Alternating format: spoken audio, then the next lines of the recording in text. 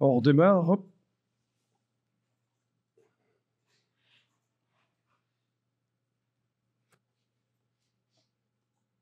Donc, vous pouvez ouvrir la dernière version du document.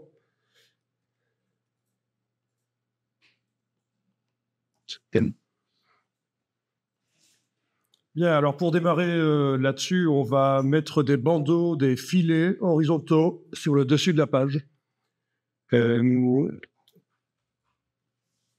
pourrait en mettre aussi sur le dessous, mais bon, la page étant horizontale, ça serait peut-être un peu trop proche, il serait peut-être un peu trop proche, ce serait un peu lourd. Mais en tout cas, voilà, des filets qui vont donner une structure, une ligne horizontale en fait, qui va venir sur le dessus.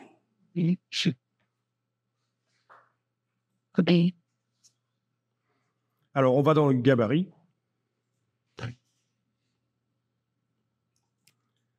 Donc, dans la palette page, je vais double-cliquer sur le gabarit A. Ah oui, c'est vrai que les pages ne sont plus... oui, ça n'a pas conservé l'aspect de la palette page. Vous vous souvenez qu'on était allé dans le menu de la palette page, option de panneau. On avait demandé que les gabarits s'affichent grands, je pense qu'on avait demandé ça. Voilà. On avait demandé aussi que les pages s'affichent grandes dans les options de panneau.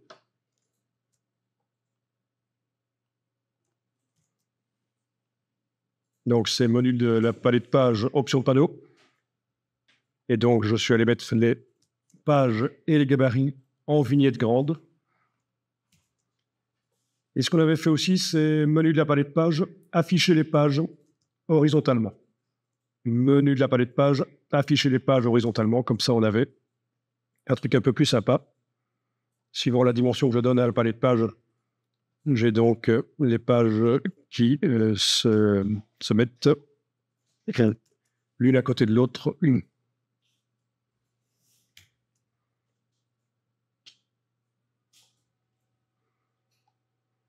Oui, donc on va mettre le filet et on va également faire autre chose qui n'a rien à voir, mais qui fait partie de l'amélioration de la mise en page, c'est faire en sorte que le papier soit moins blanc.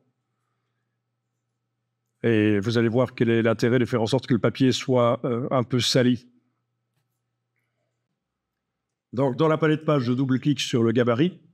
Il est bien indiqué en bas à gauche que je travaille sur le gabarit, que c'est ce que je suis en train de voir en tout cas, à gabarit. Et je prends l'outil texte et je vais aller tracer. Avec l'outil texte, je vais aller tracer un bloc. Voilà, vous tracez un bloc sur le dessus de la page. Bon, il a été tracé un peu n'importe comment, mais on va le positionner maintenant. Vous allez prendre l'outil de la flèche noire, en fait, pour l'agrandir. Vous ne prenez surtout pas l'outil de transformation manuelle, parce que là, ça modifie le texte à l'intérieur, ça change. C'est vrai qu'il n'y a pas encore de texte à l'intérieur, mais il faut savoir que l'outil de transformation manuelle, quand on le fait agir sur un bloc texte, il modifie la dimension du texte à l'intérieur. Non, ici, c'est juste la dimension du bloc sans affecter l'intérieur, donc c'est la flèche noire. Et je prends les poignées de manière à faire coïncider comme ça. Les côtés gauche et droite du bloc correspondent à l'autre bloc qui se trouve juste en dessous, en fait. Enfin, qui est plutôt aux marges, en fait. Aux marges. Ça correspond aux marges.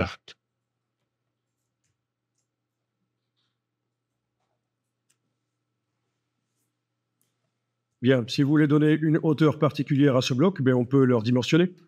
Vous avez dans les options là au-dessus la hauteur.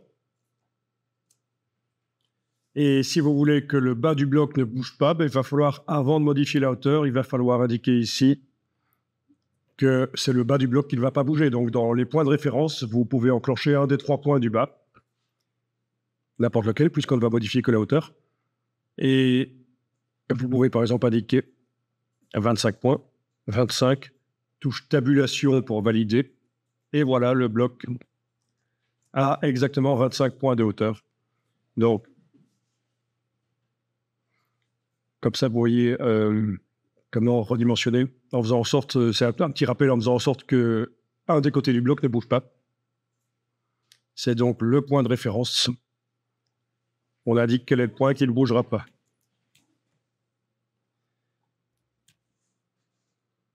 Bien, donc ce bloc texte, je clique dedans, je vois le curseur et je vais indiquer, par exemple, magazine. Ah tiens, il y a clairement un style d'objet sur le bloc. Je vais aller voir ça. Ben oui, c'est pour ça que ça apparaît surligné en bleu comme ça. C'est ce qui vient de le style d'objet qui a été créé quand j'ai fait la numérotation. Donc cette espèce de lueur externe. Bon. Je vais donc aller dans menu fenêtre style, style d'objet.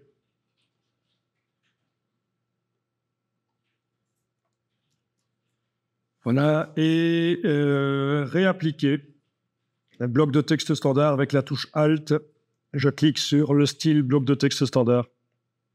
Et voilà, donc je me suis débarrassé des modifications qui avaient été apportées à bloc de texte standard, le style bloc de texte standard. Donc c'est Alt-clic, quand vous voyez le petit signe plus à côté du nom du style, ça veut dire que c'est ce style-là, mais qui a été modifié.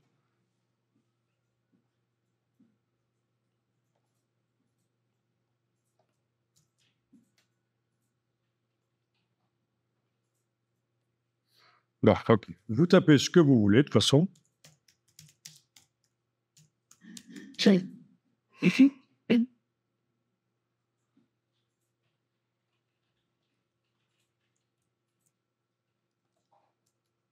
Ça, c'est donc la première partie. Je vais maintenant faire un texte qui va être complètement à droite dans le bloc.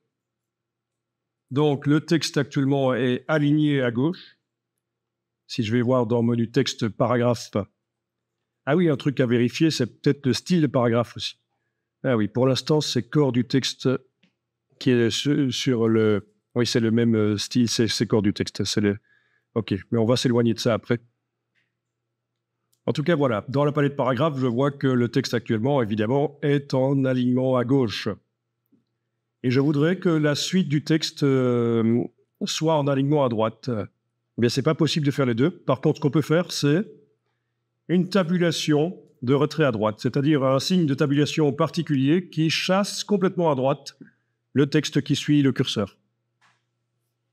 Et pour faire ça, vous faites un clic droit, insérez un caractère spécial, autre, tabulation de retrait à droite. Donc, clic droit à la suite de votre nom, là. Clic droit, insérez un caractère spécial, autre, tabulation de retrait à droite. Ou alors, vous utilisez le raccourci majuscule tabulation. En tout cas, voilà, on voit apparaître une balise de tabulation de retrait à droite.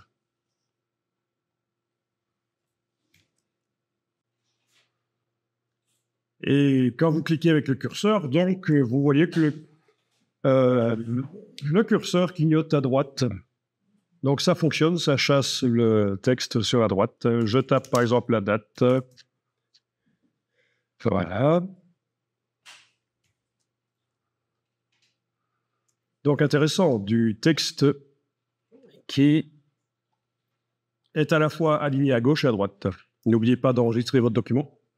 C'est possible. Oui, c'est pas mal. Alors, sur le paragraphe, on va mettre un filet. Donc, actuellement, c'est le style corps du texte, le style paragraphe corps du texte qui est appliqué, mais je vais m'en éloigner manuellement. Et une fois que j'aurai fait la modification, je créerai un nouveau style pour ce bandeau supérieur. Donc, pour m'éloigner manuellement du style en question, je peux utiliser la palette paragraphe.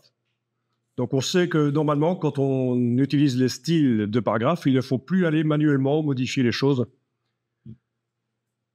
Si on veut modifier l'aspect des choses, c'est par le style. Sauf quand vous voulez créer un nouveau style. Et c'est ce que je vais faire ici. Donc, je vais m'éloigner manuellement du style actuellement utilisé. Alors, vous avez le curseur qui clignote quelque part dans le bloc. Vous allez dans le menu de la palette paragraphe jusque filet de paragraphe.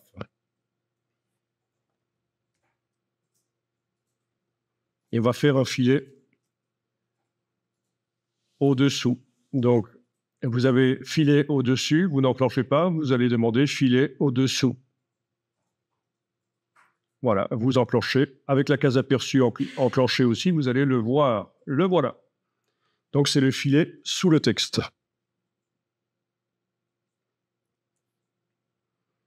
Il colle sous le texte. On va l'éloigner. Donc, pour éloigner le filet du texte, je joue sur le décalage ici. Voilà, décalage. Et alors, vous remarquez qu'un filet, comme du texte d'ailleurs, peut sortir de son bloc. Ben oui. Parfois, c'est les lettres qui sortent par le dessus du bloc, et les lettres vont sortir. Ouais. Donc, c'est pas un problème. Ça s'imprime, c'est pas parce que ça sort du bloc que ça va pas sortir dans le PDF.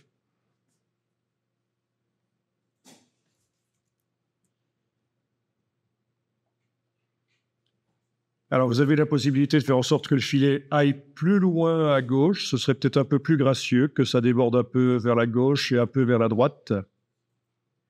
C'est le retrait.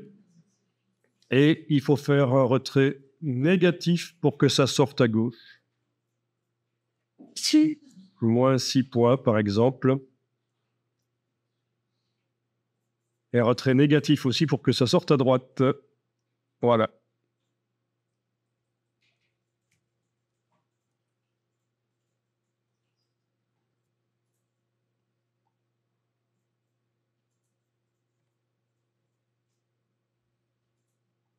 OK. Ah oui, c'est vrai que l'épaisseur du filet, je n'ai pas trop géré ça. Peut-être qu'on peut descendre à 0,5 points. Voilà, 0,5. Alors, concernant les lignes dans InDesign, il faut savoir que sur certains périphériques chez l'imprimeur, sur le RIP, typiquement, la machine qui va servir à transformer le document en point de trame, les filets trop fins, parfois, vont disparaître. Donc, il faut se renseigner, il faut se méfier. Je pense que de mémoire, je pense que c'est à 3,5 dixièmes de millimètre.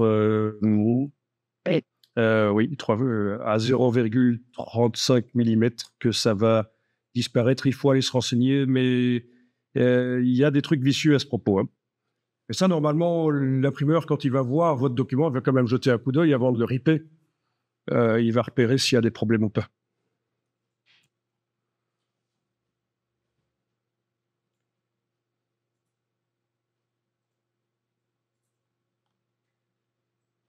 Oui, alors ce genre de choses aussi, il y a les logiciels de pré-flight qui peuvent vous avertir. Mais il y a un pré-flight installé dans InDesign, c'est ce qu'on appelle le contrôle en amont.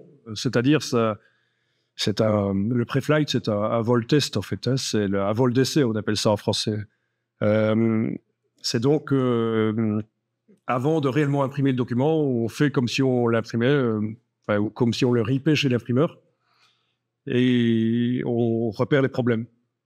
Donc, il y a des logiciels externes de pré-flight. Un des plus connus est PitStop.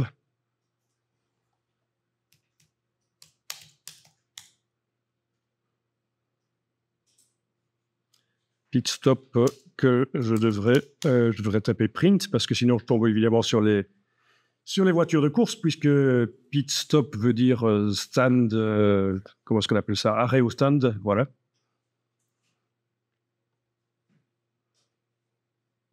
Merci. Ouais. Et avec PitStop, on peut même, si ça n'a pas changé, on peut modifier des PDF, comme on peut le faire dans Acrobat Pro aussi. Acrobat Pro permet de modifier des PDF générés par InDesign, mais des PDF protégés.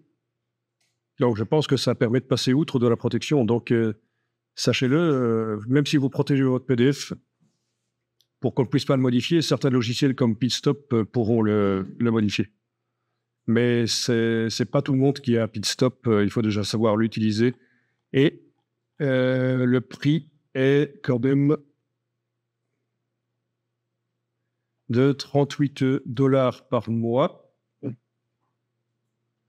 ou 800 $ pour la licence perpétuelle. Donc, c'est pas monsieur tout le monde qui va avoir pit stop. Donc, logiciel de pré-flight pour aller plus loin que le contrôle en amont de InDesign. Et donc, ça va vous permettre de repérer des problèmes, notamment ce dont je vous parlais, le fait que quand vous faites des lignes vraiment trop fines dans la mise en page, il y a des risques que ça ne passe pas, que ça ne sorte pas.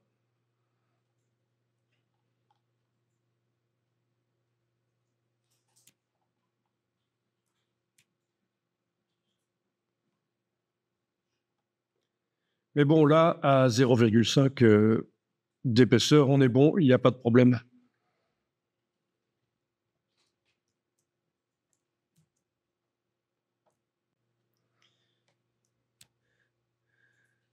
OK, donc ici, je vais modifier la police de caractère. Je sélectionne le bloc avec la flèche noire. Je vais indiquer que je modifie la police. Quoique le bloc n'ayant pas de couleur, ça va forcément modifier la police. Donc, pas de problème. J'ai même pas besoin d'aller enclencher le petit T ici dans la palette des outils. Donc, le bloc est sélectionné. Je vais dans la palette caractère maintenant. Texte caractère. On sait qu'on a intérêt à faire passer en optique, mais c'est déjà en optique puisque ça, on a démarré du style corps du texte qui, lui, on avait réglé le fait que l'approche soit optique. C'est parfait. Par contre, je vais aller changer la police.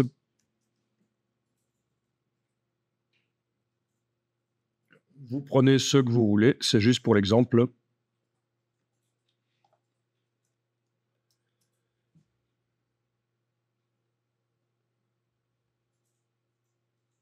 La taille du caractère, si vous voulez aussi.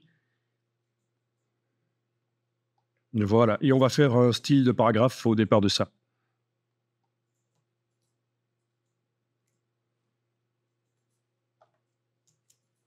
Donc, en ayant le curseur qui clignote là dans le texte, je vais dans le menu de la palette style de paragraphe, je fais nouveau style de paragraphe.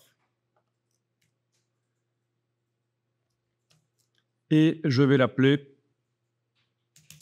bandeau supérieur. Attention, je vais faire en sorte qu'il n'y ait pas de parentage. Quand je modifierai le style corps du texte, ça n'ira pas modifier le bandeau. Et actuellement, c'est réglé pour que ça fonctionne comme ça. Donc, il faut que j'indique d'après aucun style. Donc, je ne vais pas faire de parentage de paragraphes. Il n'y aura pas de style de paragraphe.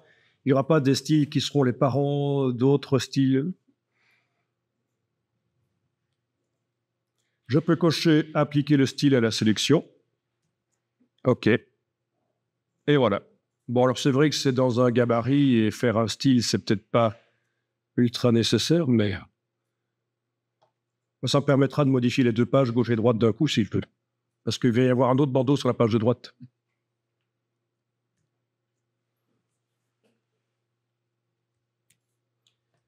Alors, pour la première fois, on va jouer avec les styles de caractère. C'est-à-dire que quand je veux faire une différence dans un paragraphe, faire un mot qui apparaît différemment, un ou plusieurs mots, je vais évidemment jouer avec les styles de caractère. Et donc là, je vais sélectionner une des deux parties de mon paragraphe, donc la partie gauche ou la partie droite, et faire en sorte, par exemple, que la police soit en bold. Donc, j'avais choisi du Geneva qui est disponible. Non, elle n'est pas disponible en bold, donc c'était le mauvais choix. À moins de faire un faux gras en mettant un contour, c'est quand même pas génial. Mais enfin bon, oui, c'est possible de faire de transformer une police de caractère qui n'a pas de variante gras.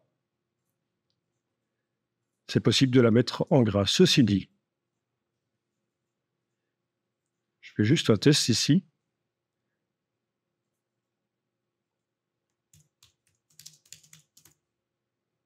Ok.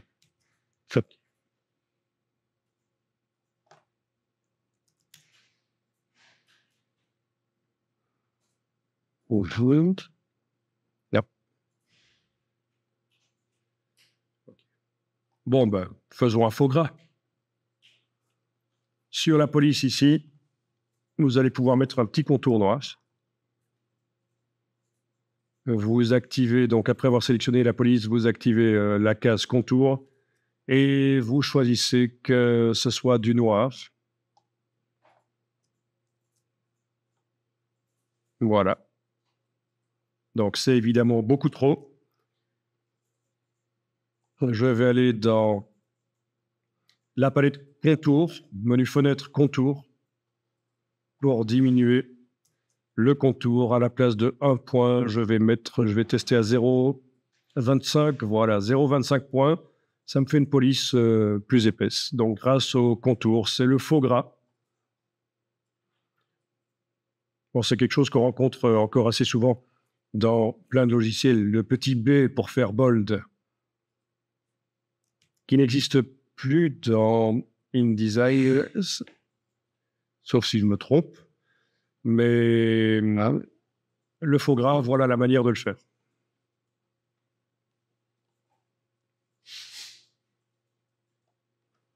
OK. Et donc, ce texte, je vais en faire un style de caractère. Je le sélectionne. Nouveau style de caractère dans la palette style de caractère.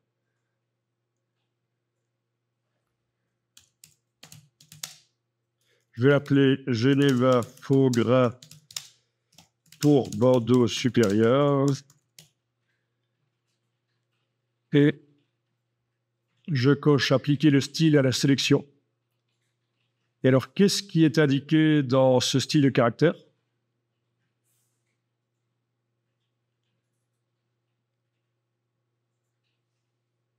Voilà. Voilà. Dans couleur des caractères, il est indiqué qu'il y a un contour noir de 0,25 points. C'est la seule chose que va contenir ce style de caractère. Donc, en fait, ouais, je précise ici que c'est du Geneva, mais en fait, appliqué sur n'importe quelle police, il la transformerait en faux gras. Donc, je peux simplement dire faux gras pour Bordeaux supérieur. Vous comprenez? Le fait que ce soit du Geneva ne va pas être intégré dans le style de caractère. La seule chose qu'il va faire quand je le mettrai sur un autre texte que celui-là, c'est faire un faux gras en noir 25 points, 0,25 points. OK. Et donc, normalement, ce texte-là est en faux gras pour Bordeaux supérieur.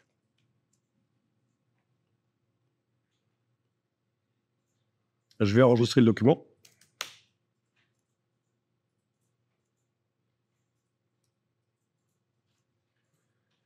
OK. Petit rappel pour ceux qui ne se souviendraient pas des bases des logiciels Adobe, en fait. Majuscule tabulation me permet d'escamoter toutes les palettes, sauf la palette des outils et la palette des options. Majuscule tabulation. Donc ça peut être pratique.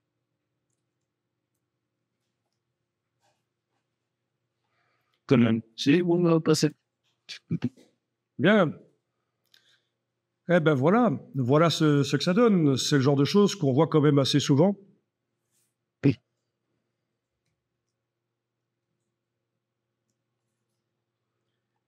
OK. Eh ben on va tester ça. On va se dire, tiens, oui, on va dupliquer déjà ce bloc sur l'autre page. Vous prenez la flèche noire, avec la touche Alt enfoncée, vous le déplacez au-dessus des marges de l'autre page. Donc, avec la flèche noire et la touche Alt enfoncée, vous le déplacez au-dessus des marges de l'autre page.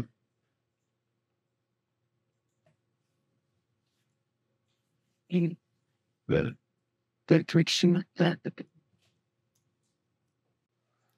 alors, sur cette autre page, je vais aller changer les choses.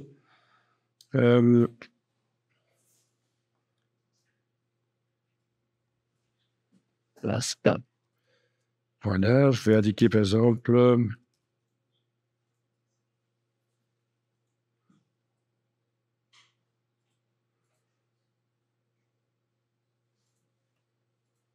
OK.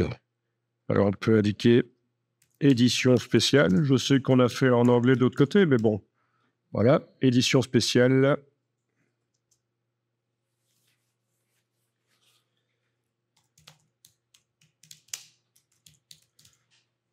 Voilà. Bon, j'ai un doute sur l'orthographe de mammifère, donc je sélectionne, je vais dans édition orthographe, orthographe, et il ne veut pas le faire. Pourquoi? Chercher dans sélection. Bon, ben, c'est que c'est bien orthographié ou quoi? Essayons avec...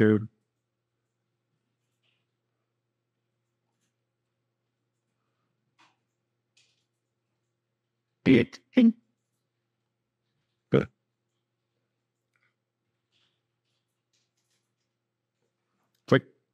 Ben, c'était bien l'orthographie. Mais là, maintenant que j'ai changé pour qu'il soit mal orthographié, le correcteur orthographique fonctionne. OK.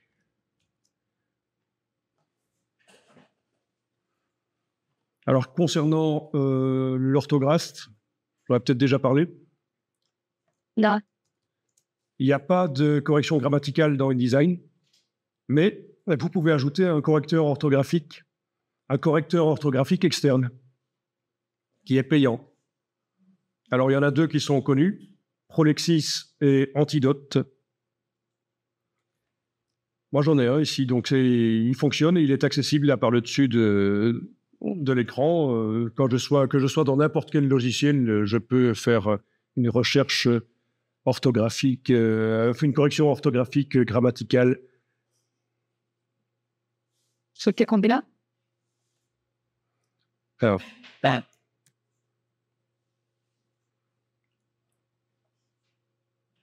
donc, je vous montre sur le web. Alors, Prolexis existe en plusieurs versions. Ça, c'est un produit français.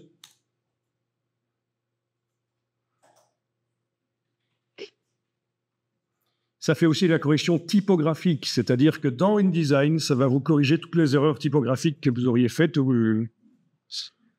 Mais non, ne soyez pas trop enthousiaste parce que les prix sont costauds, relativement. Par rapport à ce que ça fait, c'est très bien. C'est correct comme prix. Bon, alors, produit. Produit, Prolexis.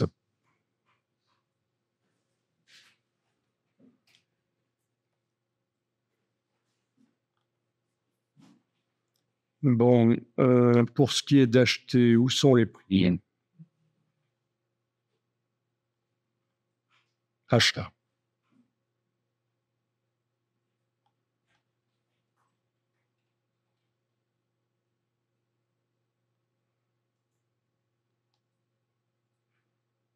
Et alors, voilà. Bureautique français 324, toutes taxes comprises. Français anglais 408. PAO, donc intégré à Express InDesign Illustrator et le logiciel mail 414. Blablabla.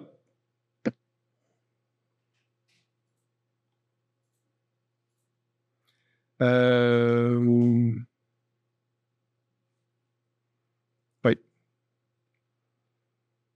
Donc voilà, c'est 500 € pour la version totale. Et n'espérez pas le pirater parce que il faut leur envoyer le numéro de série du processeur de l'ordinateur pour que le logiciel fonctionne. Donc c'est un système assez évolué. Ça ne peut s'installer que sur une machine à la fois. Si vous avez une licence pour l'installer sur une machine, vous pourrez l'installer que sur une machine. Parce que le logiciel qu'ils vont vous fournir, vraiment, sera prévu pour votre machine. Le numéro de série du processeur de l'ordinateur va être pris en compte. Bien sûr, si votre machine crache, si vous vous la faites voler, etc., ils vont vous refiler un autre numéro de série pour votre nouvelle machine. C'est évident. Ça, il n'y a pas de crainte. Et c'est très évolué, ça tient compte également des contextes, comme par exemple dans la phrase « les deux jumeaux », ils vont vous corriger, ils vont vous dire « on ne dit pas les deux jumeaux, on dit les jumeaux parce que les jumeaux sont toujours deux, c'est logique, ça ne se dit pas, c'est une faute de français ». Enfin, c'est le genre de choses que ça corrige. L'autre produit qui est moins cher et qui est de fabrication québécoise, Antidote.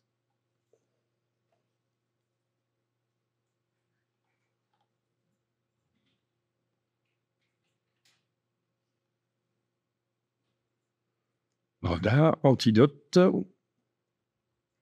Tiens, il existe sur smartphone. C'est vrai que pour éviter de se faire passer pour... quand on a une très mauvaise orthographe et qu'on doit envoyer des textos ou quoi, ça peut être utile. Bon, les prix.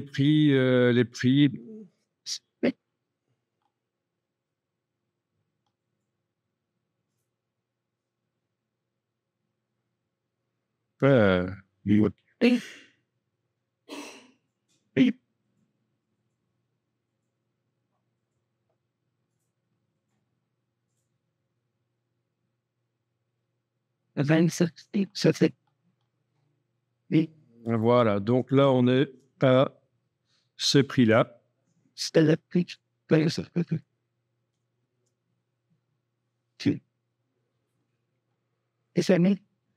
Bon, ben comme ça, vous avez... voilà.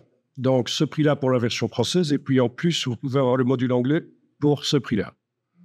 Donc, on est dans un ordre de prix quand même différent de Prolexis. Et ça, c'est Antidote, c'est quand... Non, il y a aucun problème de vocabulaire. C'est pas parce que c'est québécois que... en fait, c'est du français, évidemment. Hein. Vous avez des gens au Québec qui parlent mieux français que les Français. Hein. Faut pas rigoler. Non, c'est pas du québécois. Voilà. Mais bonne question.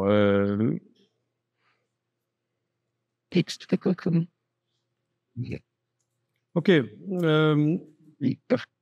Je vais supprimer ce qui est avant ici. Voilà. Et chasser ça à droite. Donc, j'ai supprimé la balise de tabulation de retrait à droite et le texte qui était à gauche. Et si je veux chasser ce texte-là sur la droite, maintenant, ben, je vais faire simplement un alignement à droite par la palette paragraphe. Ceci dit, je peux faire aussi une tabulation de retrait à droite parce qu'en fait, je suis en train de travailler sur base d'un style de paragraphe que j'ai créé précédemment. Il vaudrait quand même mieux que je ne fasse pas un alignement à droite. Donc, oubliez ce que j'ai dit, alignement à droite, c'était une mauvaise idée. Il vaut mieux mettre la balise de tabulation de retrait à droite devant le texte, donc majuscule tabulation.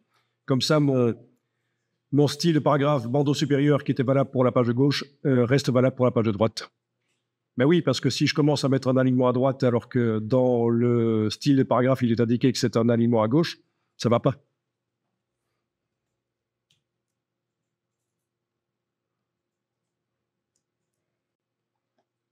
Voilà, donc par rapport au style de bandeau supérieur, qui indique que c'est justifié à gauche, c'est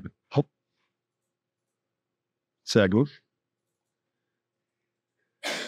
Donc le texte colle à gauche. Ben, par rapport à ça, je ne m'en suis pas éloigné et pourtant j'ai un alignement à droite visuellement. Parce que j'ai mis la balise de tabulation de retrait à droite. Si je la supprime, évidemment, le texte va à gauche. Majuscule tabulation, le texte va à droite. Bon, c'est un détail, mais sinon, mon style n'est pas vraiment utilisable. Mon style de paragraphe bandeau supérieur n'est pas vraiment utilisable. OK, alors, attention, quand vous avez un « et » majuscule, il faut que ce soit un « et » majuscule. Et là, ce n'en est pas un. Ça, c'est le genre de choses que Prolexis vous dira quand vous passez le correcteur orthographique. Il va vous dire, tiens, ça, il faut corriger. Ça, également sur les A avec accent qui débutent des phrases, il va vous corriger ça en A majuscule avec accent.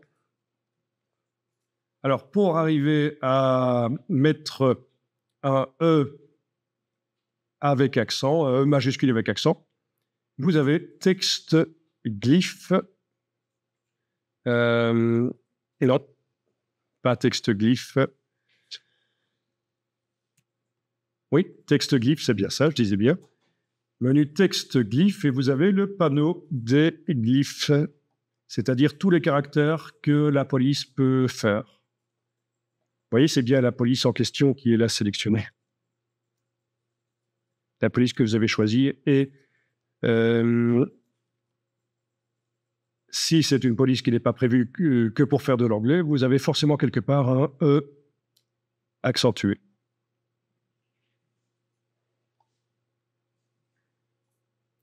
C'est pas évident de le trouver. Oui. Parce qu'il y en a quand même plein.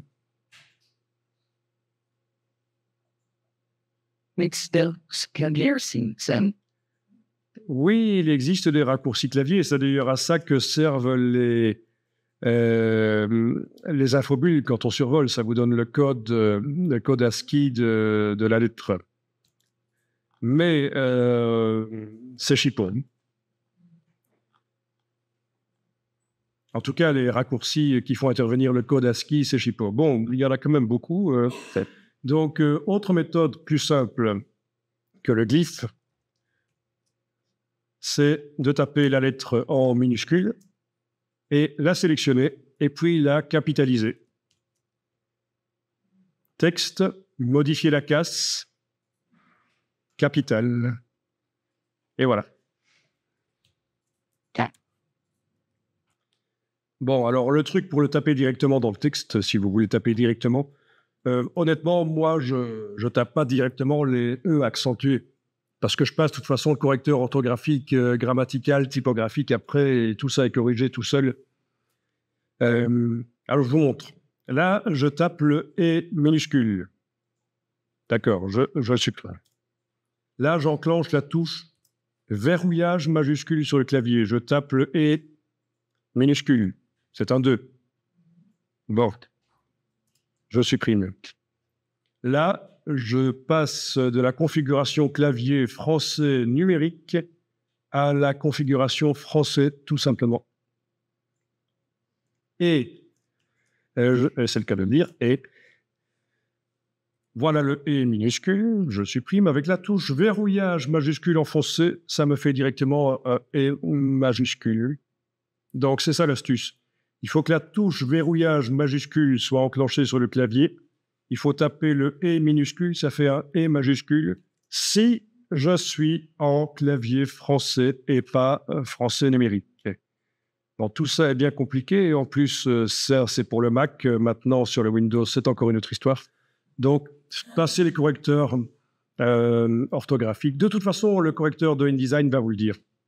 Si y a une phrase qui commence, un paragraphe qui commence par par une lettre qui est censée être accentuée, il devrait vous le dire, en fait. Par exemple, ici, je vais faire la sélection là-dessus. Voyons un peu ça. Édition, orthographe. Et en effet, qu'est-ce qu'il me dit? Tiens. Phrase en minuscule remplacée par... Ça n'a pas vraiment de sens, sauf qu'il me propose quand même ici la version avec un E majuscule accentué. Je clique dessus, je fais remplacer et vous allez voir, donc ça va remplacer. Donc le correcteur orthographique de InDesign, tout basique, permet de corriger ce genre d'erreur. Vous n'avez pas besoin de Prolexis ou Antidote pour que ce genre d'erreur soit corrigé. Donc voilà, les capitales accentuées au début de paragraphe. C'est un détail, mais la typo, c'est une somme de petits détails comme ça. Et c'est ça qui fait la différence entre un bon document et un document moins bon.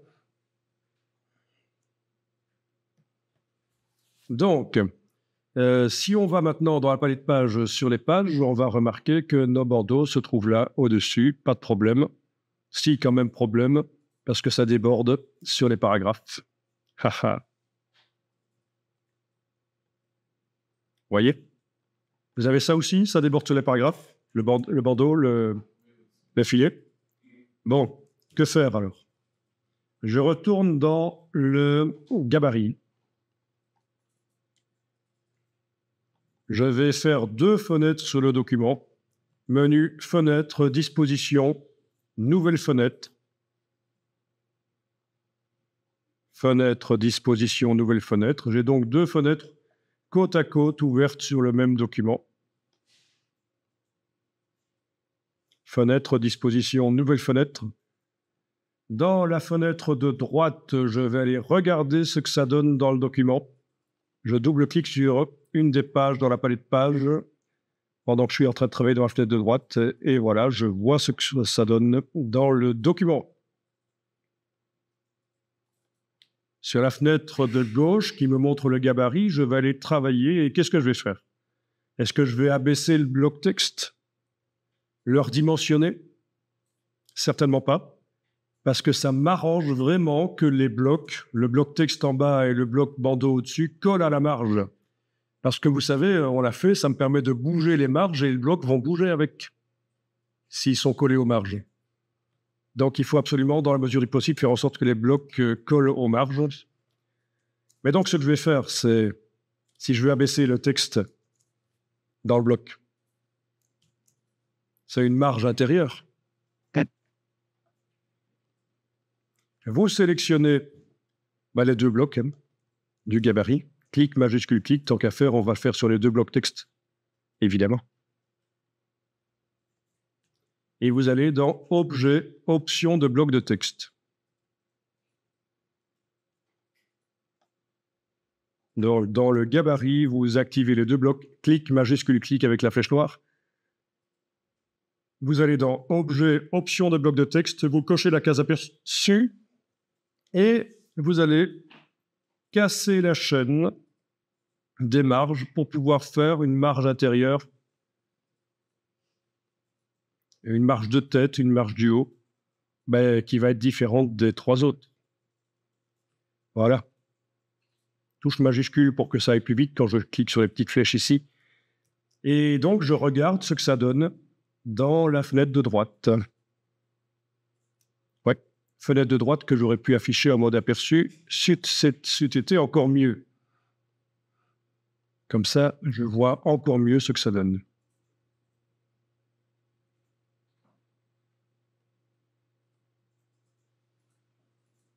N'oubliez pas que plus il y a d'espace blanc, plus le document a l'air luxueux. Donc là, je trouve qu'avec autant d'espace que ça, il est pas mal du tout. Ça paraît être de l'espace gâché, mais bon.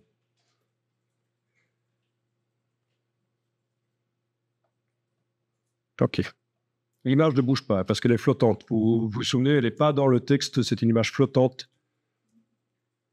Donc, celle-là ne bouge pas. C'est une image qui habille. Alors, il y aurait eu une autre manière de faire ça, je vous montre, mais ne le faites pas. Ici, je vais remettre à 0, comme c'était. Voilà.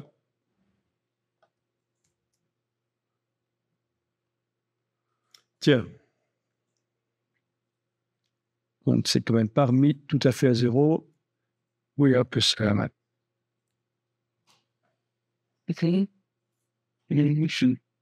OK. L'autre manière de faire, ça aurait été option de ligne de base. Voilà. Et d'éloigner le texte du début du bloc, en fait. Par option de bloc de texte, option de ligne de base. Et l'éloignement, c'est par rapport à quoi? Par rapport à les ascendantes, la hauteur des capitales, etc. Bon, peu importe. Si vous voulez être sûr d'être bon, vous passez en fixe. Enfin voilà, ça c'était l'autre manière de faire, mais je ne vais pas la faire ici, c'est un peu inutile.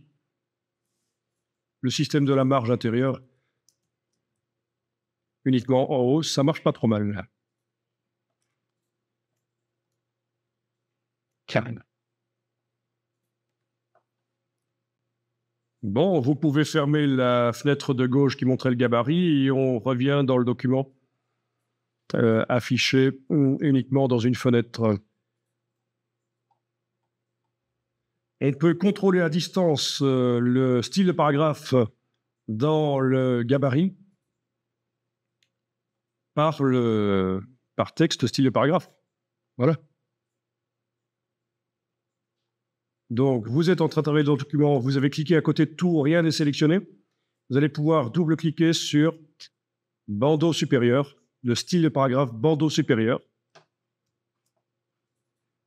Et là, vous allez par exemple pouvoir éloigner les lettres les unes des autres par format de caractère de base, approche. Pour cocher la case aperçue, pour voir ce que ça donne. Voilà. Vous voyez? Donc, je récapitule. Je suis en train de travailler dans le document. J'ai cliqué à côté de tout, rien n'est sélectionné. Donc, je suis sûr que quand je vais aller double-cliquer sur le nom du style de paragraphe, ça ne va pas l'appliquer quelque part là où j'aurais laissé le curseur traîner. Dans format de caractère de base, pour le style de paragraphe bandeau supérieur, je vais jouer sur l'approche ici, avec la touche majuscule, j'augmente l'approche. La case aperçue doit être cochée et je vois ce que ça donne derrière. Et j'ai donc éloigné les lettres les unes des autres. Et ça peut donner très classieux, ce genre de choses d'éloigner. C'est plus aéré. OK. On va changer également la couleur des caractères. Couleur des caractères, je vais par exemple passer en bleu. OK. C'est pas pour dire que c'est joli, mais c'est pour la démonstration. Voilà, tous les caractères sont maintenant passés en bleu au lieu de noir. C'est vrai que si je mettais du cyan, ça se verrait encore mieux. Eh oui, on a juste un problème, mais le style de caractère, on va le changer de toute façon.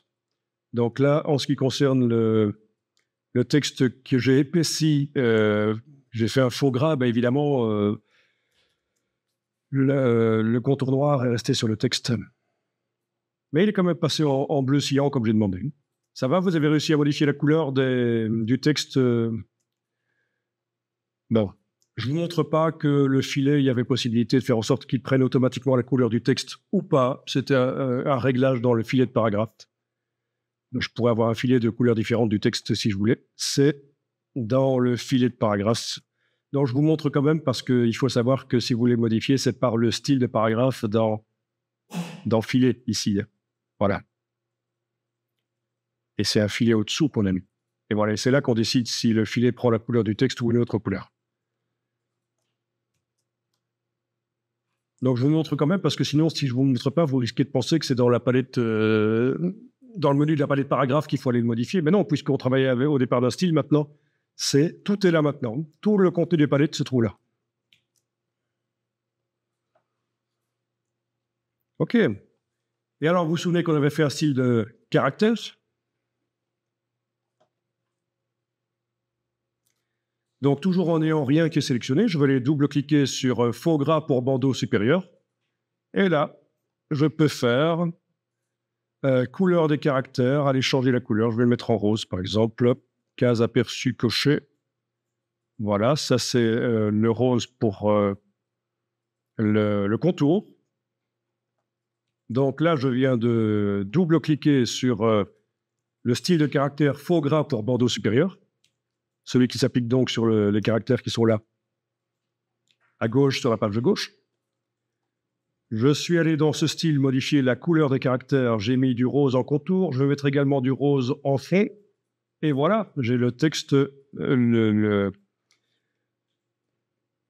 style de caractère faux gras qui fait 3 choses. Il permet de s'éloigner de la couleur qui est mise sur le style de paragraphe. Le style de caractère permet de s'éloigner de la couleur qui est mise sur le style de paragraphe et il donne une épaisseur au texte, un faux gras, puisque la police n'était pas disponible en gras. Et voilà. C'est très joli, mais techniquement, je crois que ça permet de comprendre comment les choses fonctionnent. Alors ici, vous êtes dans le gabarit et on va maintenant mettre un fond gris en fond de page. Vous allez comprendre pourquoi. Mais d'abord, on va dans la palette des calques, menu fenêtre calque, et on va créer un nouveau calque. Donc, dans la palette des calques, menu fenêtre calque, vous créez un nouveau calque en cliquant sur le bloc de feuilles et vous allez l'appeler fond.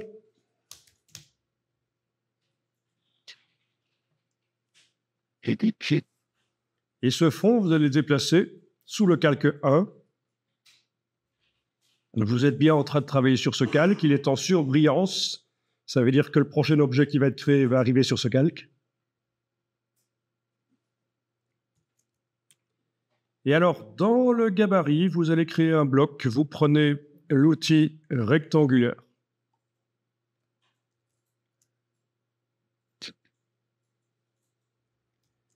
Et vous tracez un rectangle qui peut déborder, qui doit déborder de la page, parce que c'est un document qui va être imprimé, ça, finalement.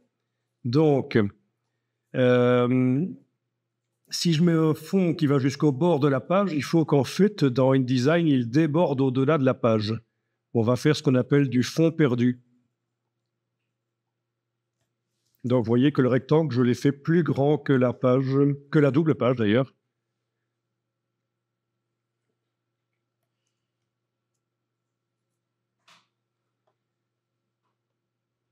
Alors, je vais lui mettre une couleur de fond, donc c'est bien la case de fond qui est en avant-plan.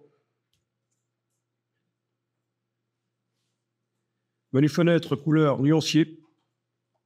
Je vais créer une couleur. Nouvelle couleur. Menu de la palette nuancier, nouvelle couleur. Alors, une couleur quadri. Je vais par exemple indiquer 5, 4, 4, 2. Voilà, j'ai créé une couleur avec 5% de cyan, 4 de magenta, 4 de jaune, 2 de noir. Pourquoi plus de cyan que de magenta et de jaune? C'est parce qu'il y a un phénomène de contamination des encres qui fait que le cyan est moins pur que le magenta et le jaune. Et donc, pour qu'il ait quand même de la présence dans le mélange, il faut qu'il soit un peu plus présent. Donc, typiquement, vous allez voir que quand on veut faire un gris neutre, sans coloration, on met toujours un peu plus d'encre cyan que de magenta et de jaune, à cause du fait que l'encre cyan n'est pas assez pure, elle est contaminée. Il faut augmenter la dose. OK. Et donc, voilà, j'ai un fond gris. Ben oui, c'est du gris. Quand je superpose des cyan, magenta, jaune et noir, ça fait une couleur neutre. Et là, il y a très peu de pourcentage d'encre. C'est donc un gris très clair.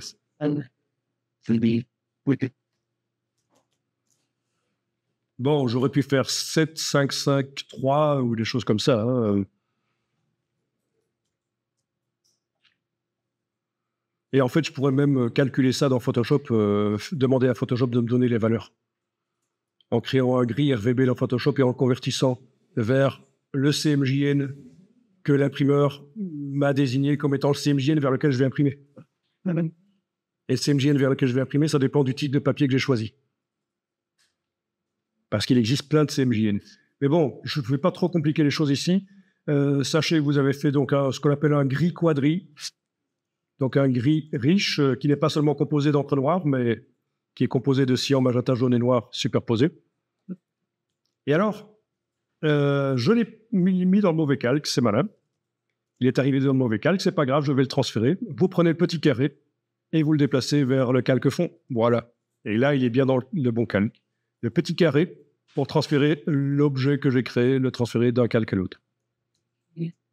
Voilà. Et donc, les éléments du gabarit apparaissent maintenant par-dessus le fond. C'est logique. Oui. Alors, à quoi ça sert le fond gris qu'on vient de faire? Eh bien, c'est vraiment une super astuce. Ça va permettre de salir le papier.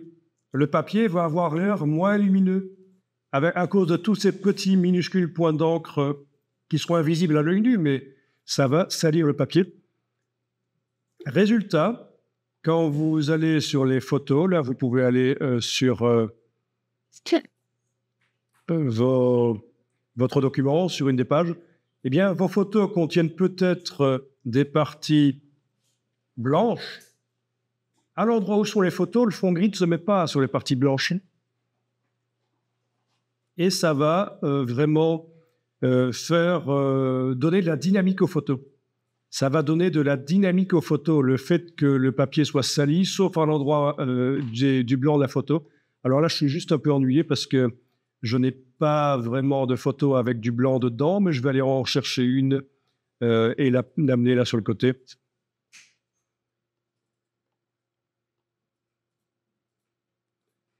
Ça me se connecte.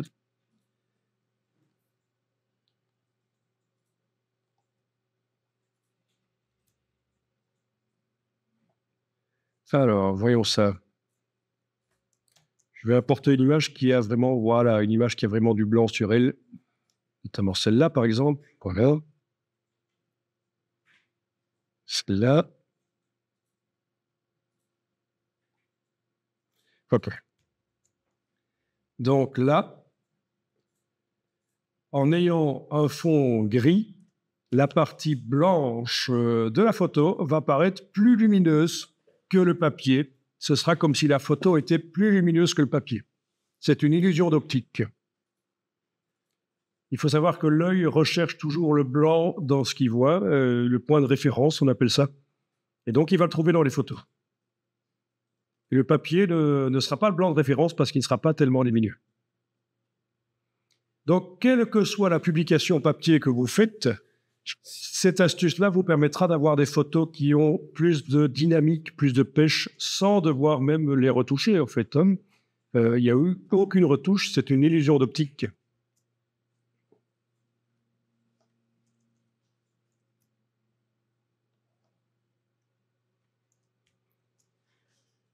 Alors maintenant, vous avez vu cette astuce du fond gris. Quand vous allez voir des publications, maintenant, ça va peut-être le constater, vous allez le détecter, en fait. Vous n'aviez jamais détecté ça avant, peut-être. Eh bien, vous allez voir que les publications utilisent cette astuce de griser le fond. Alors, ce qu'on peut faire aussi, c'est, à la place d'un bête fond gris, c'est aller mettre une texture de papier recyclé. Ça existe. Ça va donner un côté sympa à la publication. Là, ça va se voir que c'est une texture papier recyclé. Ça donne un côté intéressant. On peut chercher un papier recyclé là sur le web. On va aller voir ça. La seule différence par rapport à utiliser du vrai papier recyclé, c'est que ce sera moins cher, puisque le papier recyclé est plus cher que le papier non recyclé. Ça va moins encrasser la presse, puisque le papier recyclé encrasse les presses. Et vous ne pourrez pas mettre sur la publication que vous avez utilisé du papier recyclé, bien entendu, puisque ce n'est pas vraiment du papier recyclé. Si on fait ça. Donc, la texture de papier recyclé, ce n'est pas chargé en encre comme une photo, hein, c'est vraiment très faible, un peu comme notre fond gris. Hein, donc, ça n'influence pas beaucoup le processus d'impression. Donc, il n'y a pas de problème de séchage ou de papier qui se déforme. Non, hein, on ne va pas mettre du papier brun foncé. Je veux dire, c'est surtout de la feuille.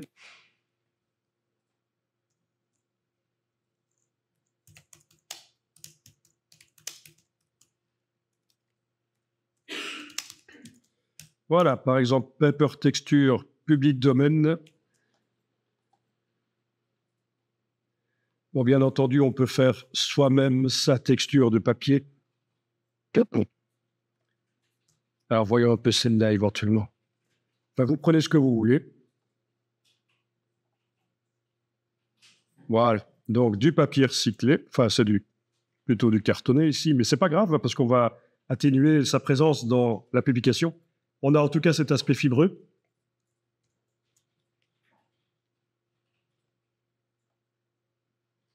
Ça va? Je vous remontre. si vous voulez trouver exactement le même que moi, mais c'est pas obligatoire. J'ai tapé Paper Texture, public domaine entre guillemets, et il y en a un gris qui arrive là.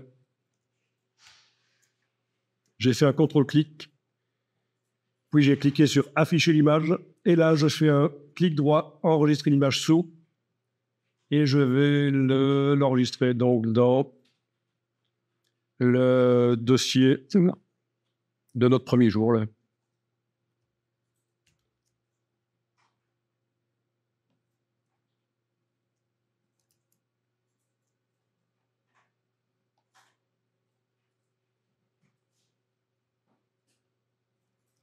Alors, je vais l'ouvrir dans Photoshop et l'enregistrer au format Photoshop. Comme ça, je pourrai le contrôler par Photoshop.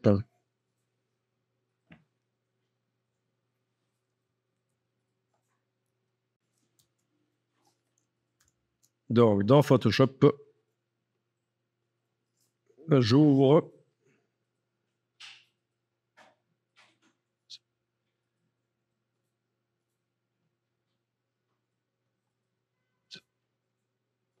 j'enregistre au format PSD, donc Photoshop.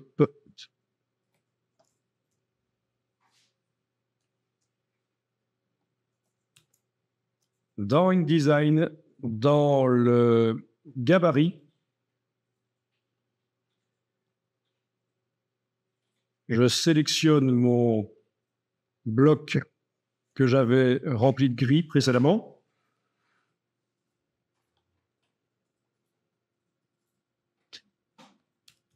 Et je vais importer dedans, fichier importé, je vais importer l'image PSD du papier recyclé.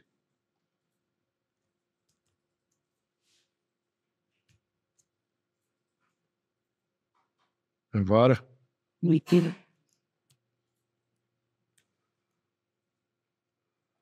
Bien, donc dans InDesign, je vais passer en affichage, performance d'affichage, affichage de qualité supérieure. Affichage, performance d'affichage, affichage de qualité supérieure. Voilà. Alors, on a une petite partie, clairement, on a une petite partie de l'image qui apparaît là, je pense. Oui.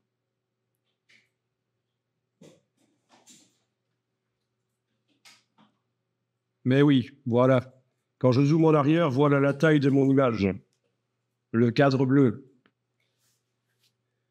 Ben oui, il n'y a qu'une petite partie d'image qui apparaît dans le bloc. Alors, ben, il suffit de sélectionner le bloc et de demander Objet, Ajustement, remplir le bloc proportionnellement. Et voilà. Là, l'image s'est redimensionnée et maintenant, voilà sa dimension. C'est quand même mieux. Ceci dit, c'est des fibres très grosses. Hein. Dans la vraie vie, j'aurais peut-être multiplié les choses ou faire 2 blocs. Enfin bon. 4 minutes. Je veux dire, j'aurais peut-être multiplié le motif dans Photoshop. Voilà. Mais oui, en faisant 2 blocs, ça... En faisant en sorte que le grand bloc soit sur seulement la page de gauche, en le dupliquant sur la page de droite, en demandant objet, ajustement, remplir le bloc proportionnellement, ben la texture, c'est encore plus tassé, ça a l'air un peu plus correct comme ça. Voilà, et on a donc sur les pages ce papier recyclé qui est utilisé. Papier recyclé, ce faux papier recyclé, qui est évidemment trop sombre là. C'est inacceptable. Il faut juste qu'il soit un peu là, suggéré. Et pour faire ça, ben on va le traiter dans Photoshop. Ça vous paraît clair jusque-là? Alors, dans Photoshop, je vais aller mettre un calque de réglage de type courbe au-dessus de l'arrière-plan aussi. Donc, menu calque, nouveau calque de réglage courbe. OK. Menu calque, nouveau calque de réglage de type courbe. Je vais prendre les extrémités de la courbe pour faire en sorte que les parties les plus foncées deviennent plus claires. Éventuellement, je peux également prendre l'autre extrémité, faire en sorte que les parties les plus claires deviennent un peu plus foncées, donc ça va adoucir le papier. Vous voyez, les extrémités de la courbe, redéfinir l'intensité des parties les plus foncées et des parties les plus claires. Et entre les deux, l'intensité moyenne du papier.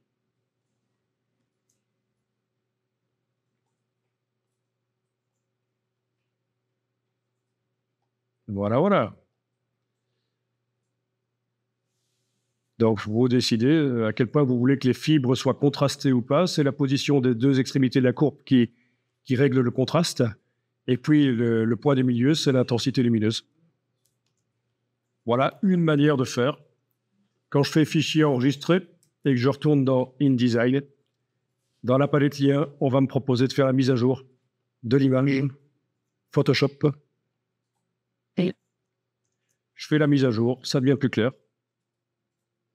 Voilà. Et là, c'est un peu plus acceptable. Très intéressant pour donner un côté écolo aux publications. Il est possible vraiment écoute. Ça me donne Et c'est mieux quand c'est vraiment écolo, bien entendu. Ça dépend si on est dans le marketing ou si on... oui, si c'est pour une ONG, bien sûr, on ne va pas faire du faux écolo pour bien faire parce que ça pourrait être reproché. Si c'est un vendeur de soda, ça ne sera pas reproché. Mais c'est quoi tout le panneau spell.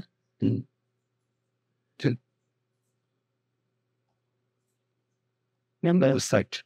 That's when and it they create. That's right. School into the what is it? Voilà, l'idéal, c'est que ce ne soit pas vu, mais perçu. There's Il faut qu'on ne voit pas vraiment le papier, mais qu'il soit perçu par le subconscient, qu'on sente qu'il y a une matière.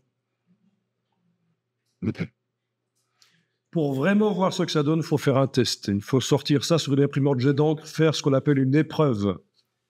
Une épreuve, une simulation de l'impression offset. Voilà.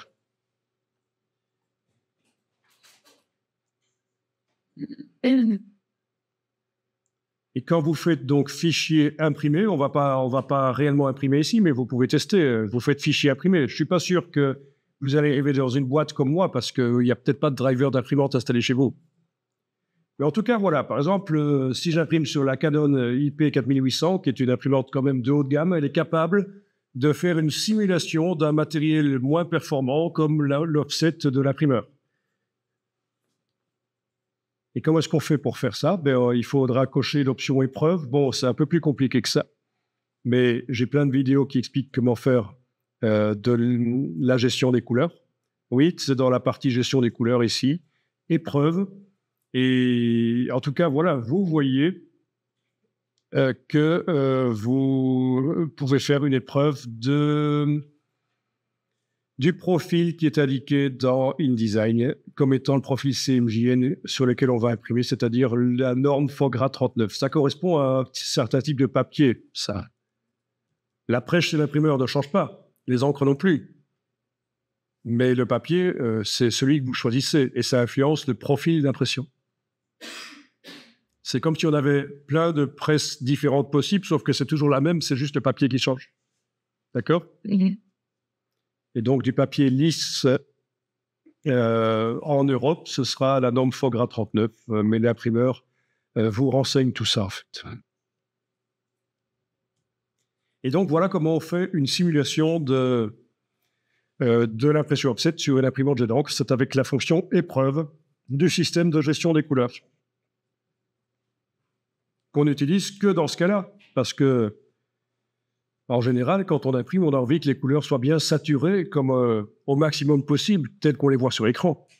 Donc, on ne va pas aller enclencher épreuve qui va nous sortir des couleurs ternes juste pour le plaisir. C'est vraiment pour faire une simulation de la sortie offset Donc, ça peut même être une épreuve contractuelle, c'est-à-dire que vous pouvez montrer à votre client, vous allez avec l'épreuve que, une fois que vous avez terminé votre publication, vous imprimez une simulation offset sur votre imprimante jet d'encre, vous allez avec ça chez l'imprimeur, avec votre client, vous êtes tous les trois là, vous, votre client, l'imprimeur. L'imprimeur dit OK, en fonction du document, ça a l'air d'être faisable d'imprimer et d'obtenir ce résultat-là. Si l'imprimeur a dit ça, à ce moment-là, le client peut dire OK, ce résultat-là me convient, si on obtient ça, c'est bon.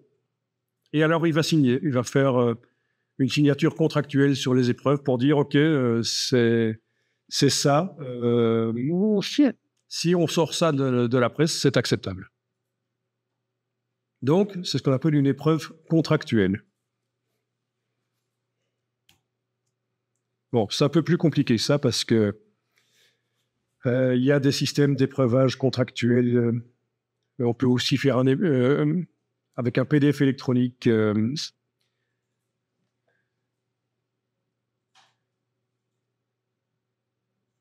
Puisque le PDF est fiable.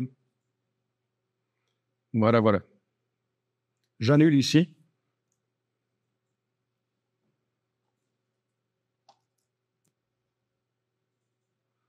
Alors, si vous voulez en savoir plus sur les techniques d'impression, je vous montre que chez Adobe, ils ont sorti un guide gratuit disponible en PDF. Bon, ça s'achète aussi sous forme de livre.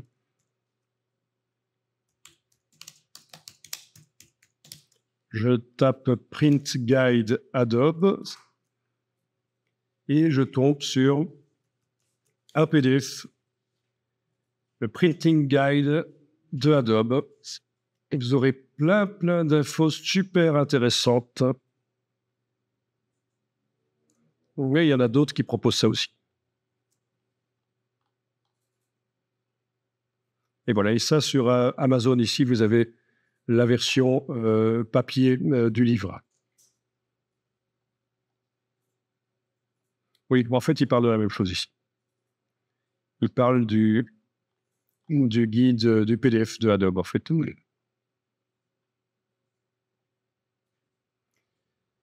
149 pages, 22 mégas. Ça date de 2013, mais les techniques n'évoluent pas à ce point-là. Je vais vous l'enregistrer dans le dossier que je vous refilerai avec tous mes documents.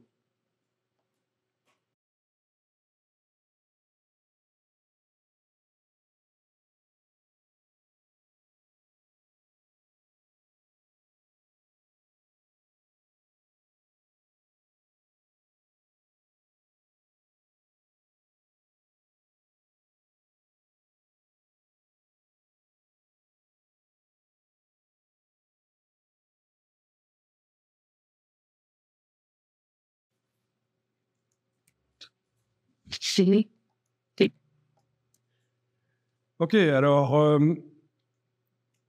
on va parler des options d'enchaînement. Donc, vous réaffichez votre document sous forme normale. S'il n'est pas affiché sous forme normale, chez moi, il était affiché en aperçu pour bien voir ce que ça donnait, l'espèce de papier que j'ai mis en fond là. Mais là, je repasse en affichage normal et vous devriez voir les balises dans votre texte. Bon, dans le texte qui vient du web, là, Wikipédia, est-ce que vous voyez des doubles balises des balises vides de paragraphes? Vous voyez ça à certains endroits?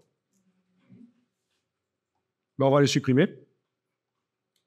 On va les supprimer en faisant un rechercher-remplacer. Donc, vous cliquez à côté de tout, rien n'est sélectionné. On va faire la recherche dans tout le document. Donc, avec la flèche noire, vous avez cliqué à côté de tout, rien n'est sélectionné. Vous faites édition, rechercher, remplacer. Il est bien indiqué ici que vous allez faire la recherche dans le document. Vous recherchez, et ça, je pense qu'on l'a déjà fait en fait, une fin de paragraphe. Donc, avec le petit gizmo ici, fin de paragraphe, suivi d'une autre fin de paragraphe directement. Ben oui, c'est ce qu'on a ici dans le document. On a une balise de fin de paragraphe suivie directement d'une autre balise de fin de paragraphe. On recherche cette configuration-là et on remplace par quoi? Ben, par une balise toute simple de fin de paragraphe. C'est comme ça que vous allez pouvoir supprimer toutes les balises de paragraphes vides de votre document. C'est parce qu'elles sont, les balises de paragraphes vides, systématiquement précédées d'une autre balise de fin de paragraphe.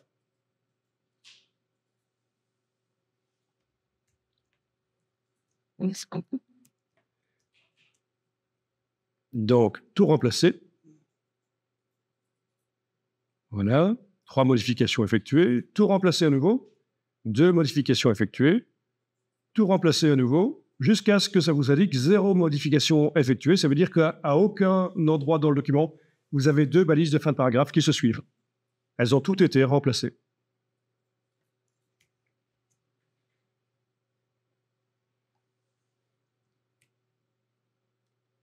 Et je clique sur Terminer.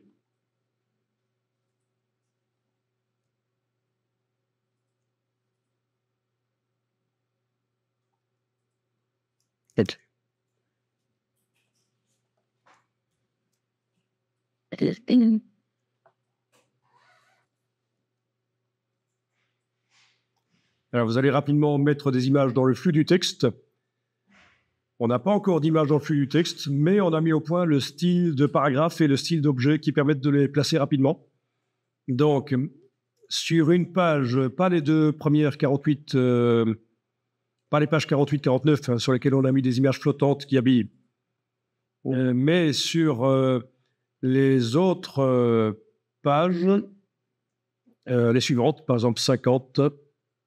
Tiens. Ah oui, ok, ça c'est un bloc que j'avais été mettre manuellement un fond bleu que je vais supprimer ici, voilà.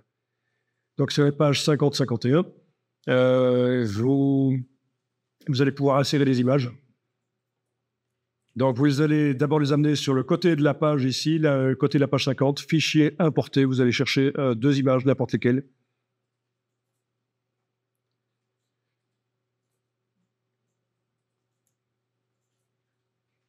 Alors pour l'instant, c'est des images JPEG, et à un certain moment, on les remplacera par des PSD automatiquement.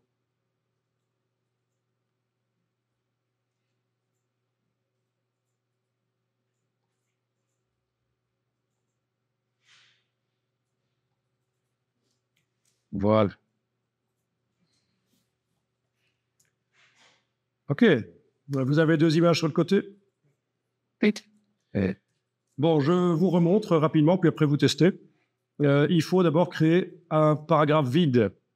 Donc, je clique à la fin d'un paragraphe, touche Entrée sur le clavier, j'ai créé un paragraphe vide. Ben oui, mais il ne va pas rester vide très longtemps, sinon ça ne servait à rien de nettoyer comme on a fait précédemment. Et je vais en fait, sur ce paragraphe vide, je vais aller coller l'image, une des images là. Donc, je sélectionne l'image avec la flèche noire, CTRL X. Je vais dans le paragraphe vide, CTRL V. Voilà.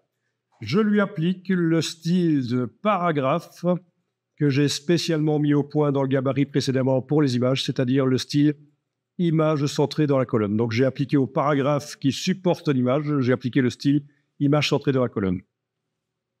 Ensuite, je peux ici, avec la flèche noire, sélectionner l'image et lui appliquer le style d'objet, menu fenêtre, style d'objet, le style d'objet que j'ai spécialement prévu pour les images. Et c'est donc le style qui s'appelait contour et ombre. Voilà. Donc c'est rapide. Je refais ça avec un autre endroit, paragraphe vide, dans lequel je vais aller coller l'image que je vais couper ici avec la flèche noire, CTRL X, je reviens ici, CTRL V, appliquer le style de paragraphe, image centrée dans la colonne, sélectionner l'image, lui appliquer contour et ombre, et voilà.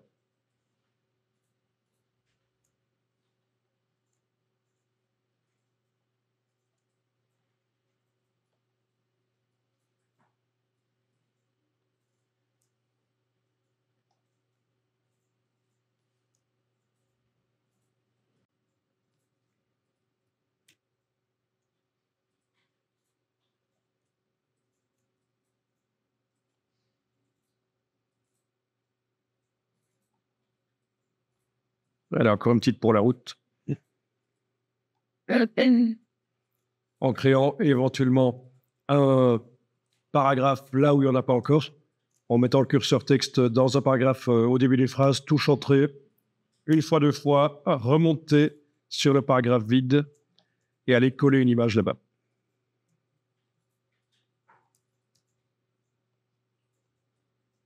Et alors, on va parler des options d'enchaînement. Faire en sorte que, automatiquement, un sous-titre ne se retrouve jamais seul en bas de colonne.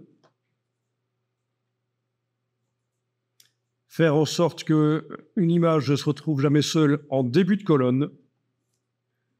Enfin, les options d'enchaînement, c'est-à-dire régler automatiquement la répartition des choses dans les colonnes.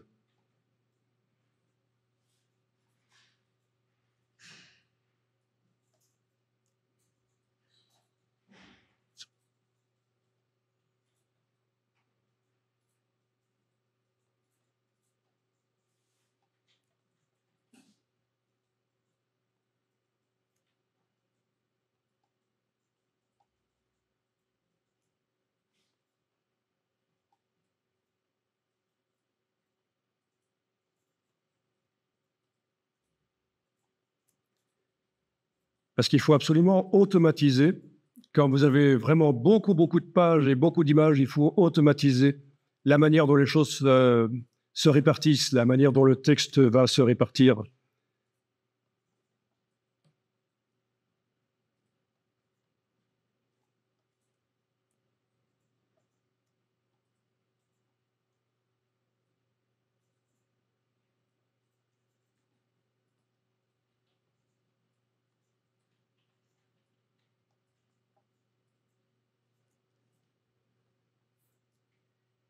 Bon, vous avez un sous-titre à un certain endroit, pas de problème?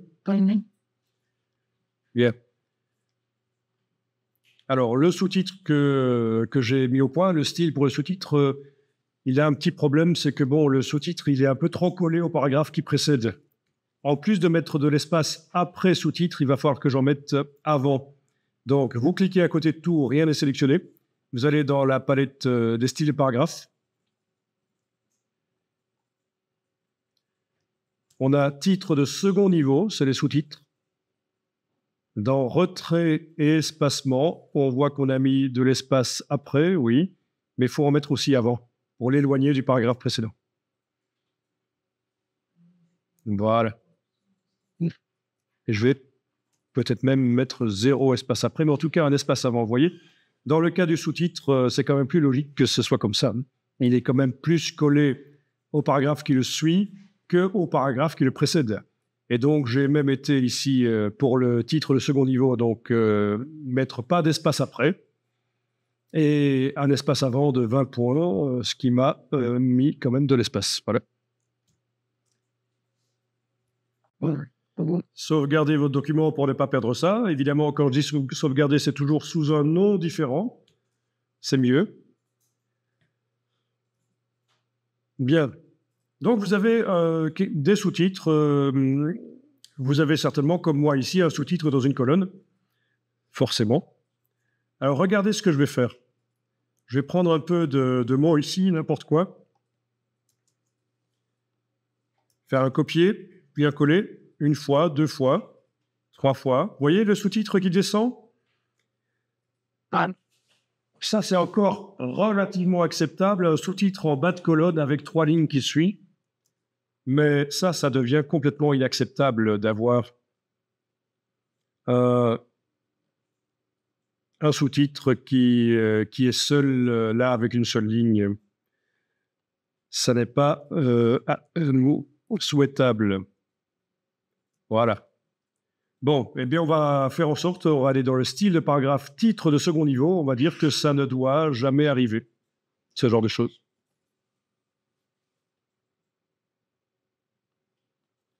Vous cliquez à côté de tout pour tout désactiver. Vous allez dans le style de paragraphe titre de second niveau.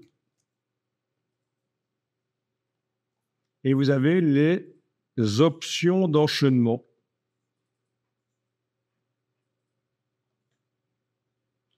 OK. Options d'enchaînement. Pour titre de second niveau.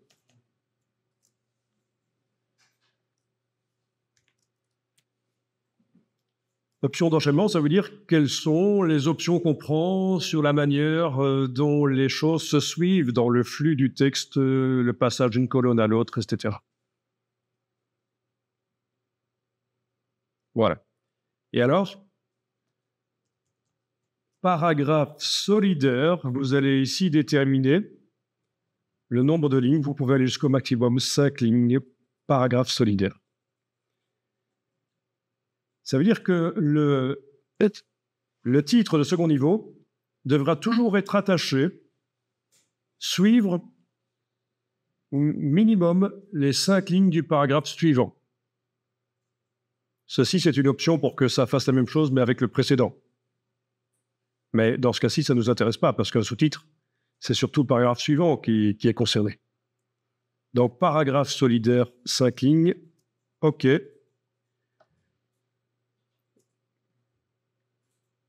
Voilà, j'ai le sous-titre qui est là en début de colonne. Alors, voyons un peu si j'enlève des lignes dans la colonne précédente. J'enlève des lignes, j'enlève des lignes. J'enlève des lignes.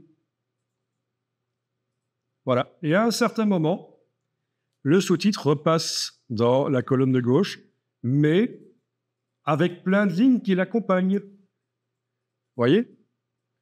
Il ne pourra jamais se retrouver avec moins de 5 lignes qui l'accompagnent.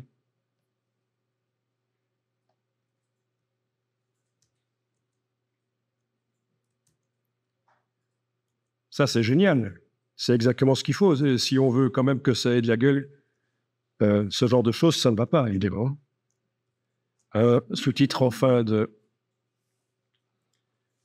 colonne. Donc, grâce à ça, on a fait en sorte que les sous-titres seront toujours suivis de minimum 5 lignes du paragraphe suivant. C'est donc les options d'enchaînement. On a été ici indiqué, paragraphe solidaire, 5 lignes. Comment automatiser la mise en page? Vous auriez des centaines de pages de texte. Vous êtes certain que le problème est réglé sur tout le document. Vous n'aurez jamais un sous-titre en bas de colonne.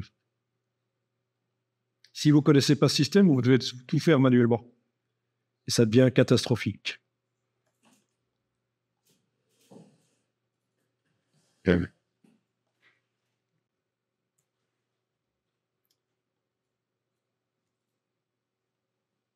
Ça va, ça fonctionne?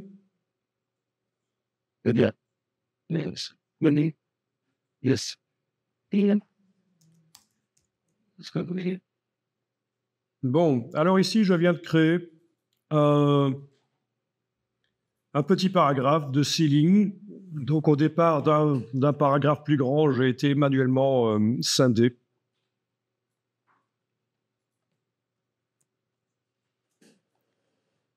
Donc, vous pouvez faire ça aussi, ça pourrait aider pour la suite, pour tester.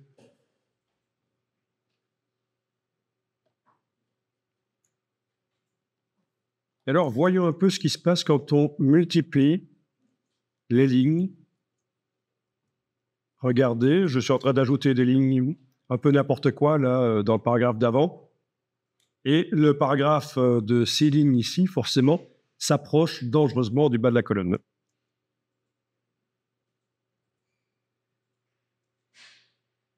OK. Il commence à passer sur la colonne de droite. Déjà, là, au-dessus de la colonne de droite, il y a un truc foireux. 2 lignes comme ça. C'est pas génial. Je continue à coller. Voilà, 2 lignes en fin de colonne pour un début de paragraphe, c'est pas génial. Et ça, c'est encore pire. Un début de paragraphe qui est en bas de colonne, tout seul, inacceptable. Eh bien, ça aussi, on peut faire en sorte que ça n'arrive jamais.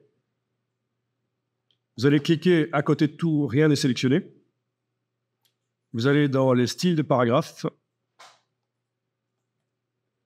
Et c'est donc corps du texte. Ben oui, c'est des paragraphes qui utilisent corps du texte. Dans options d'enchaînement, vous allez indiquer cette fois-ci, ligne solidaire. C'est l'autre partie des options d'enchaînement. Ligne solidaire. Et vous indiquez ici, ben oui, vous pourriez indiquer toutes les lignes du paragraphe. Pour un titre, on le ferait. Hein. Il ne faudrait pas qu'il y ait un début de titre en bas de colonne. Mais de toute façon, ça n'arrivera pas puisqu'on a fait un autre système juste avant. En tout cas, voilà, vous allez faire ceci. Au début, à la fin des paragraphes, vous indiquez, je veux minimum 4 lignes au début du paragraphe, donc en fin de colonne, en bas de colonne, minimum 4 lignes, et minimum 4 lignes sur la colonne suivante. Et bien sûr, vous avez compris que ça ne va pas être possible avec un paragraphe qui ne fait que 6 lignes. Mais en tout cas, c'est ce qu'on souhaite. OK. Voilà, et on va voir si ça fonctionne. Donc, le corps du texte ici, je viens de modifier. Option d'enchaînement, ligne solidaire, minimum 4 lignes en bas de la colonne, minimum 4 lignes en début de la colonne suivante.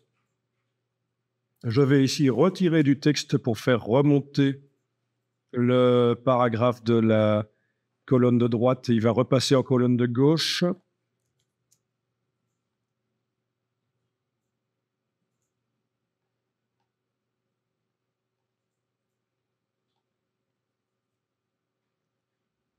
Il veut toujours pas repasser. Pourtant, il y a beaucoup de place, hein, vous voyez.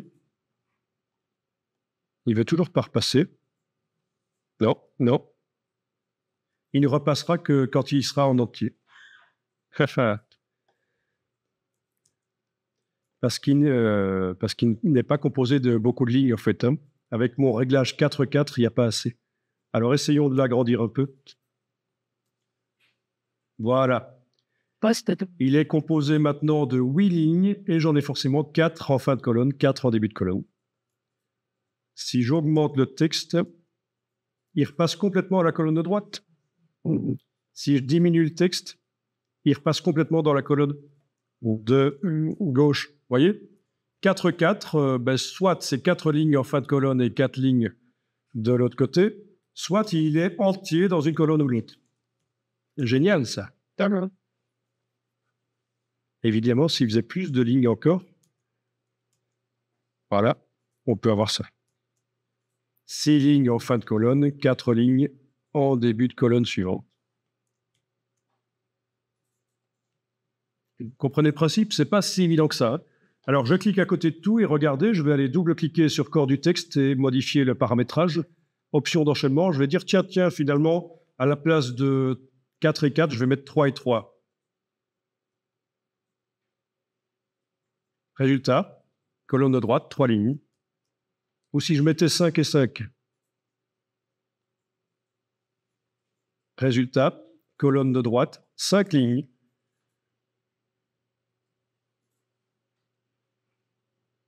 Si je mets 6 et 6, il va forcément aller soit complètement en colonne de gauche ou de droite, parce qu'il ne comporte que 10 lignes, ce paragraphe 11.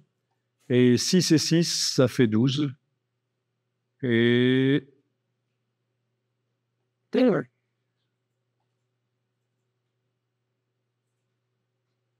Voilà. Donc, c'est le paragraphe qui commence par « retenu les clavicules ». Si je mets 6 et 6 lignes, en effet, il est complètement passé en colonne de droite. Vous comprenez le principe, donc. Hein? À vous de voir combien vous acceptez de lignes seules d'un paragraphe. Je pense que 4 et 4, c'est bien.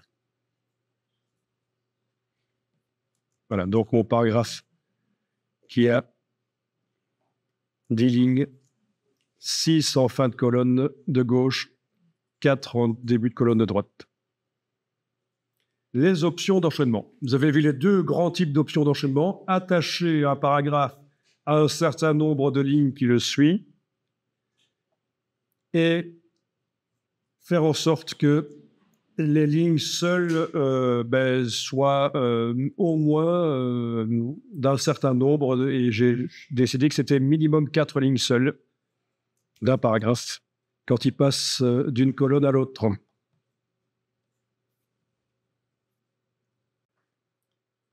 troisième et dernière grande partie des options d'enchaînement.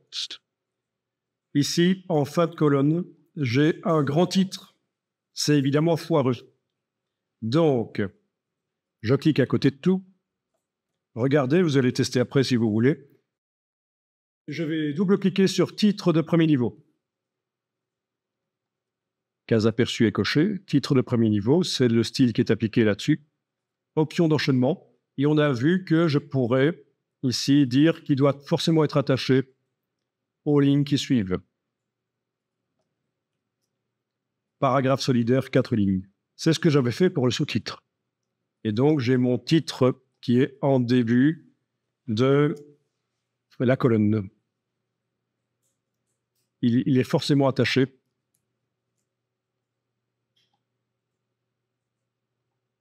Si je supprime, il va remonter à un certain moment. Voilà, il est remonté, mais il est forcément attaché au paragraphe suivant. C'est ce que j'avais fait pour le sous-titre.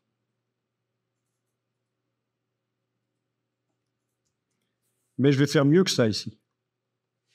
Je vais dire, tiens, je ne vais pas l'attacher à un certain nombre de lignes du paragraphe suivant, je ne vais pas faire ceci, ça n'a aucun sens. Par contre, vous avez la troisième grande partie ici, début du paragraphe, et vous pouvez décider qu'il commence toujours en début de page de droite, page impaire suivante. Début du paragraphe, page impaire suivante. Donc, chaque fois que vous allez mettre un grand titre de premier niveau dans le document, il va tout seul se mettre en début de page de droite. Et voilà.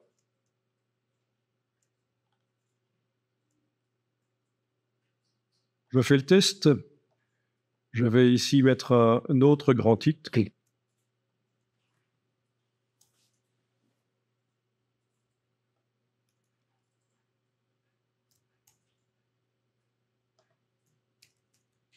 Ici. La mâchoire. J'applique le style titre de premier niveau.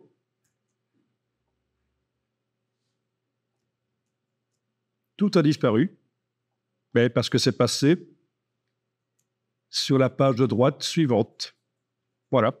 Encore une manière d'automatiser la mise en page. Je pense qu'avec ces trois choses-là, vous pouvez vraiment automatiser une mise en page et ça va vous faire gagner des heures de réglage de l'aspect du texte et obtenir automatiquement quelque chose de valable